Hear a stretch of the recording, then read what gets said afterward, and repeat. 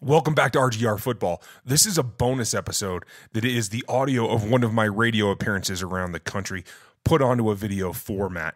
So if you like, all you have to do is start the video, minimize, and go about your day, and you'll hear my latest appearance. We're going to come back. We're going to talk to my main man that covers, well, Ryan Tracy. He covers Kansas City, but he also works for the NFL, so he covers everything. So we're going to talk to Ryan Tracy when we get back. Coach Les Show.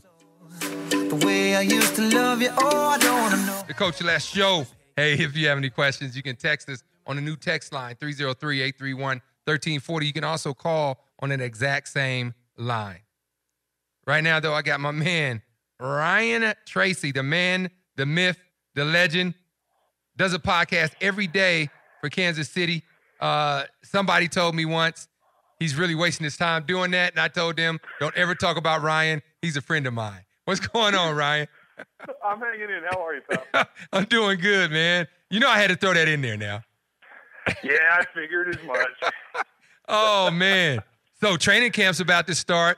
The future of Kansas City is about to be unleashed on, I guess, the world, the NFL. Yeah. And I know you, for one, are a big fan of his. Heard something today that Mahomes, Jimmy G, and Deshaun Watson are three of the most overrated quarterbacks to ever play in the NFL. What would you say about that? I'd say that probably came from a quarterback in the AFC South. Exactly. You know, well, you saw that too, then, okay. Oh. You know, what else are you going to say, right? Yeah. I mean, it's some scary talent out there. Yeah, that's true. Going into training camp, what do you, besides Mahomes, what is it that Kansas City has to do or they need to tighten up on? You know, they got to keep Mahomes safe.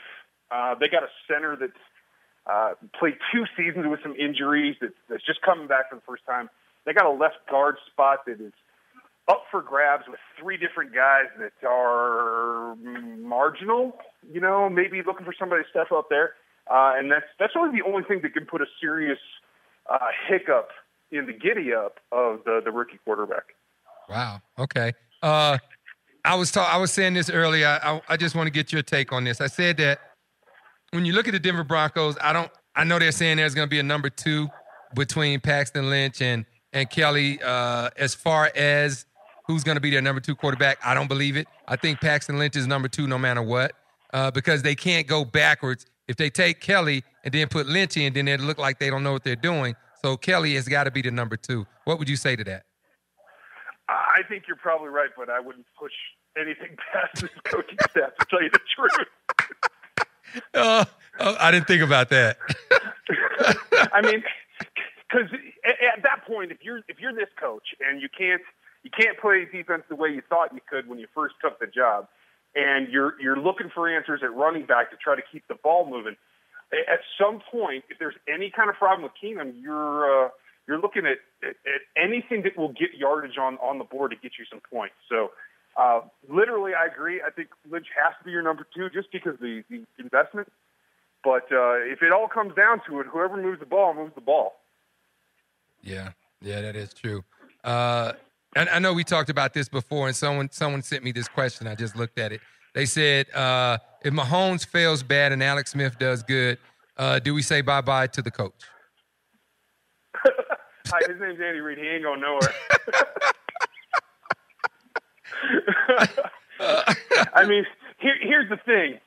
Andy Reid took a guy who didn't want to throw farther than 12 yards down the field and wanted a guy to have 3 yards of cushion and made him into an MVP candidate last season.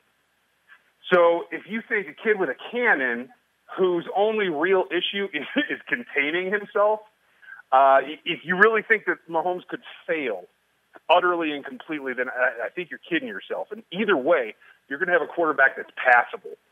And maybe it takes him 2 years to reel himself in. I, for one, think he may be a guy that has a pretty high number of interceptions. And maybe that's an issue, maybe it's not. But to say that Andy Reid can't get enough out of a young quarterback to make it a season at 500 or so, I think that's a reach. Okay. What do you think about Julio Jones sitting out 40,000 a day? Or practice, I'm sorry. Man, I wish I could afford that. But, Julio's Julio, and eventually he's going to get paid whether it's in Atlanta or somewhere else. I've always been the person that never complains about people trying to get their money because the NFL coach always the organization will get rid of you whenever they feel like it. But this dude, he took the signing bonus. It's his. He's been in a couple of years of this contract that he signed that made him one of the top players in the NFL years ago. Did he not think that every couple of years, every year, that everything's going to go up or what? I think when you're a young guy signing that contract for that amount of cash, it's something that down the line's a little bit hard to see. And, whether that's something that he should take up with his representation about, how did you let the salary dwindle to this point in the last couple of seasons of this contract? Maybe that's a fair thing to think about, but the going rate that we've seen wide receivers get contracts for, I think, is it's grown probably quicker than I think anybody anticipated when he signed that contract. And that's probably the root of the cause, I think. Yeah, it is. I just got this news here, maybe 10 minutes ago, that 15, 20 minutes ago, Earl Thomas is talking about going to the Raiders. Does that make the Raiders the team to beat in the division of the Broncos, the Chiefs, the Raiders, and Chargers? Well, it gives the Raiders one safety if that happens. Just one? Team to beat? I don't know. I think Carl Jones is probably one of the most overrated players in the AFC West. So, yeah, I'd say just one. But I don't know. Team to beat? That's a stretch. Okay, you have to. I'm sorry. You have to keep guys healthy on the offensive side of the ball. The acquisitions that they've made, you got to worry about health in a serious way. And Earl Thomas isn't a spring chicken either. No, he's not. Okay, well, you know what? How about this then? Who do you have taking the AFC West? Right now, I have it Chargers Chiefs probably a one game, and I think it's a coin flip. To tell you the truth. Chargers? I tell you what. Eventually, they have to stay healthy. It's been what? Okay. If you look at them, if they're able to only sustain, a couple of injuries instead of the onslaught they've had, they have the most.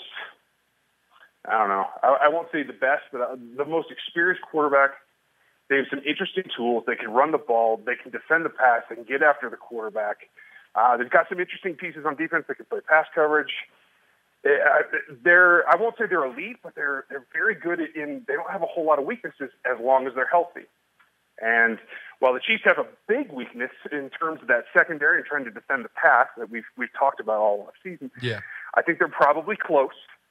And I think the Broncos, with having a bookend for Von Miller, I think they're probably coming in a tight third, to tell you the truth.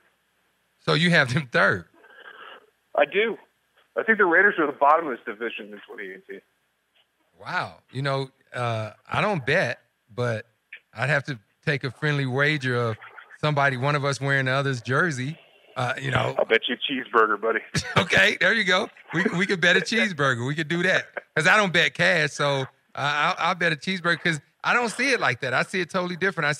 I had picked the Raiders to do it until Chucky Gruden came in and started changing up the way he was doing stuff with that team. I think if he had kept it pretty much intact, that would be the team to beat. But wow, I didn't see that, and I never count the Chargers out though. I just can't chart Phillip Rivers. I never count him out. Because he's been winning with nothing. Yeah. But I heard a small rumor Antonio Gates might even show back up. So, ruh-roh. Oh, man. Wow. Hey, Ryan, tell everybody how they can listen to your podcast and whatever you write. If you don't even like the Chiefs, it's okay. The biggest thing right now, I run a channel on YouTube called RGR Football. It's AFC West and NFL and Chiefs, a whole lot of everything. And the Twitter account at Ryan Tracy NFL. That's got everything, including the podcast. Okay, cool. Hey, Ryan, man, as always, I appreciate you coming on and talking with me. And, hey, just about everybody will be in camp next week, so we'll be doing a lot more talking. Sounds good, buddy. Have a good one. All right, no problem. Ryan Tracy NFL, Locked On Chiefs. Wow. And he does the NFL draft as well.